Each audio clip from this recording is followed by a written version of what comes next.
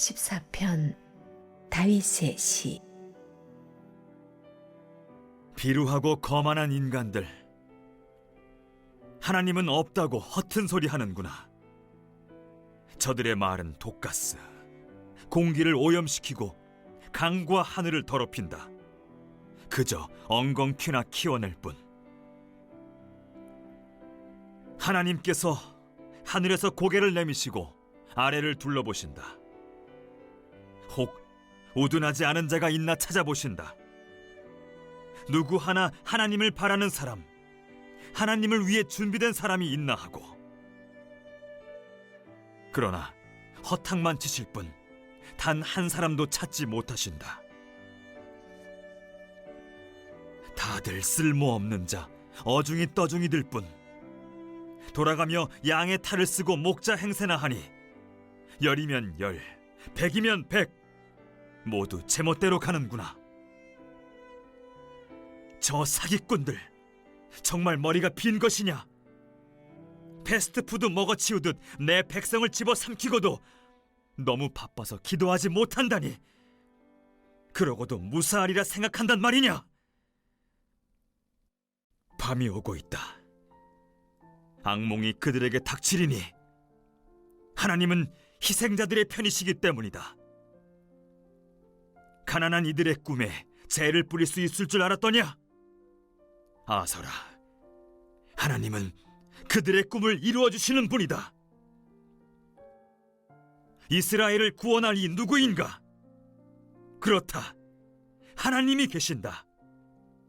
하나님은 우리 삶을 반전시키시는 분. 신세가 역전된 야곱이 기뻐 뛰놀고 신세가 역전된 이스라엘이 웃으며 노래하는구나.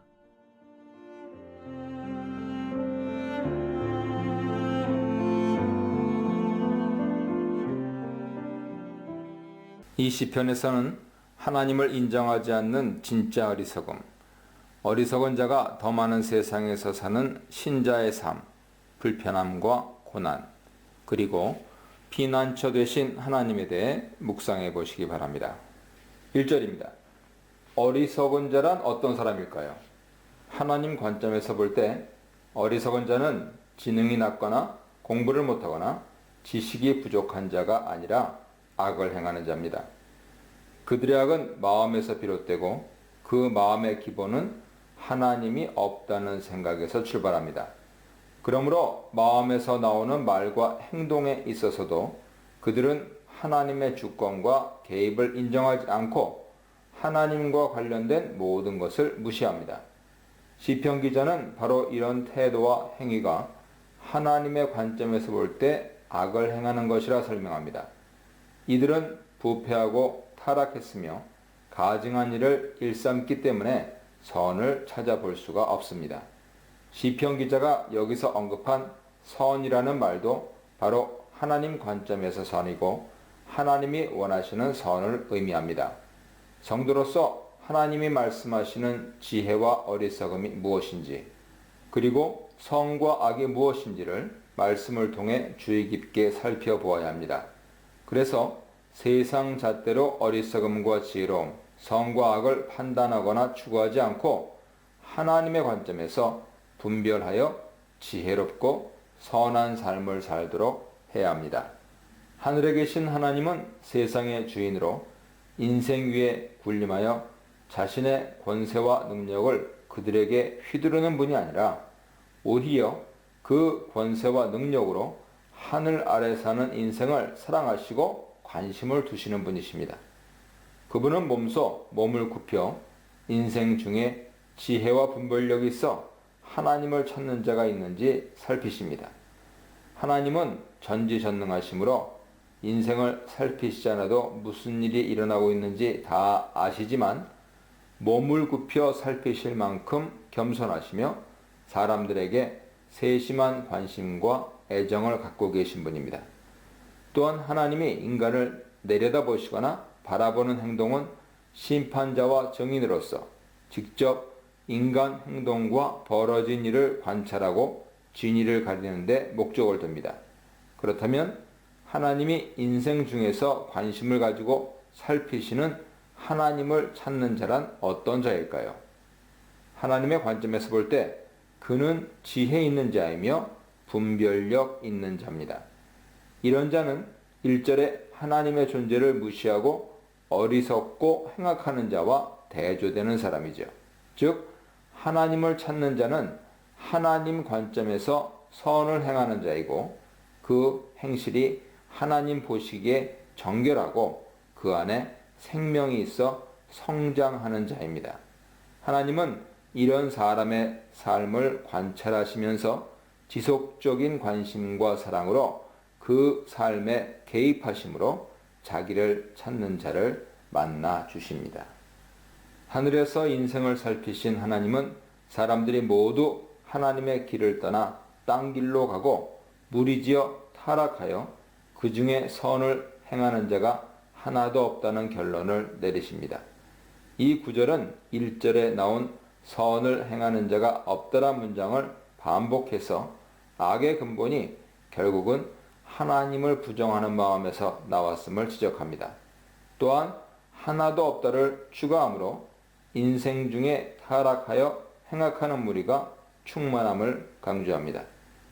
행악자로 가득한 세상이라는 하나님의 평가는 죄악이 관영했던 노아 때와 의인을 찾기 어려웠던 소돔과 고모라를 연상시키죠. 덧붙여 1절부터 계속 선을 행하는 자가 없다, 하나도 없다 반복하신 목적은 단순히 그런 자가 없다는 사실을 강조하고 재확인하는 것뿐 아니라 선을 행하는 자가 없는 이유가 바로 하나님을 인정하지 않고 하나님을 찾지 않는 어리석음이라는 점을 부각시켜서 이 말을 듣는 자나 읽는 자들이 먼저 삶의 중심에 하나님을 두고 매사에 하나님을 찾는 자가 되기를 촉구하시는 데 있습니다. 하나님이 현재 우리가 살고 있는 이 세대를 살펴보시고 하나님 원하시는 선을 행하는 자를 찾으신다면 그 결과는 어떻게 나올까요? 나부터 먼저 하나님을 인정하고 찾으며 하나님 관점에서 보고 말하고 행하는 사람이 되어야 하겠습니다. 시편 기자는 처음부터 지금까지 계속해서 어리석음과 행악을 동일시하고 어리석음과 행악의 근본이 하나님과의 관계에서 비롯된다고 설명합니다. 죄악을 행하는 자는 다 무지하냐라는 질문은 그들이 그렇게도 깨닫지를 못하는가 라는 뜻으로 행악자들이 정말로 어리석다는 것을 강조하는 표현이죠. 그들은 마음에 악을 품고 악을 행하면서도 그것이 잘못됐다는 점을 자각하지 못하며 하나님을 무시하고 부인하며 하나님 외에 다른 것을 찾는 태도가 악이라는 것을 깨닫지 못합니다. 게다가 그들은 하나님을 찾고 의지하는 그의 백성을 아무 거리낌 없이 습관적으로 쉽사리 괴롭힙니다. 이런 때에도 그들은 하나님을 기억하여 양심의 가책을 느끼거나 하나님의 이름을 부르며 도움을 구하지도 않고 여전히 자기들의 삶에서 하나님을 염두에 두지 않습니다. 시편 기자는 이런 어리석은 행악자를 보고 기가 막히고 답답한 심정으로 애통해합니다. 5절입니다. 하나님은 어리석은 자들에게 두려움을 주심으로 그들을 심판하십니다. 그들이 괴롭히는 하나님의 백성을 위해 하나님이 직접 나서실 때 그들에게 큰 두려움이 임하게 될 것입니다. 이와 반대로 괴로움을 당하던 백성들은 하나님의 임재와 중재로 인하여 두려움이 아닌 안전함과 평화의 축복을 누릴 것입니다. 여기에서 언급하는 하나님의 백성은 의인으로서 6절에서는 가난한 자로 표현되었습니다. 어리석은 자의 경우와 마찬가지로 의인과 가난한 자도 하나님의 관점에서 의인과 가난한 자죠.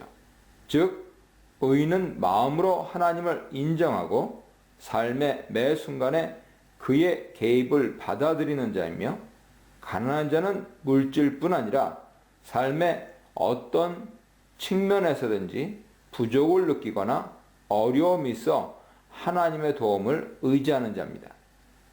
이 의인과 가난한 자는 또한 지각이 있어 하나님을 찾는 자이고 선을 행하는 자와 같은 무리입니다.